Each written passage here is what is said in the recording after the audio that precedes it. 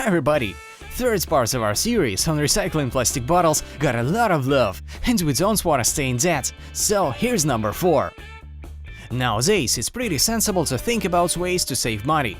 So, in the spirit of that, don't throw away your plastic bottles. Rather, recycle them into plastic strips.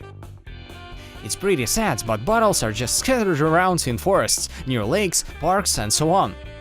So, one of the ways to recycle plastic bottles is to make such plastic bottle strips, the use of which is almost endless. We've made such a plant-supporting net that can withstand both sunlight and moisture.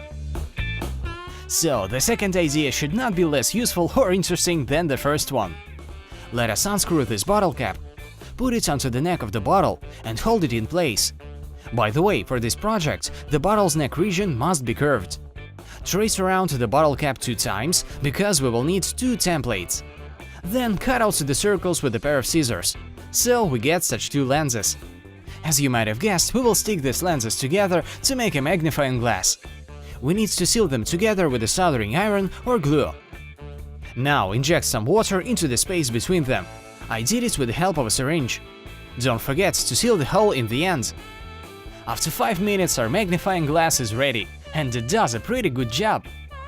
You can make one of almost any size, granted you find a bottle of a suitable volume.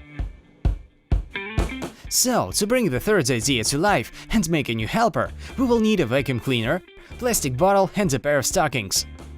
First of all, we need to cut off the neck of the bottle. Then cover the bottle with a stocking and secure it with a piece of scotch tape. Some of you may wonder what this attachment is for. It can be used to find small objects you may have lost by accident, like nuts or bolts. And of course, you can collect them with a magnet, but if you dropped some small rubber bands, believe you me, you will get frustrated collecting them by hand.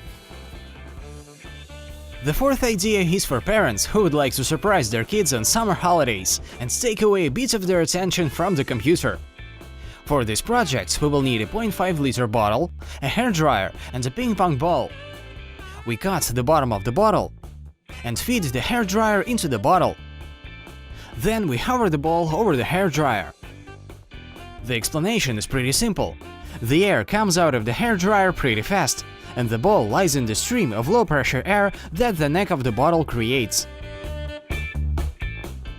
Without the bottleneck, the ball won't rise too much.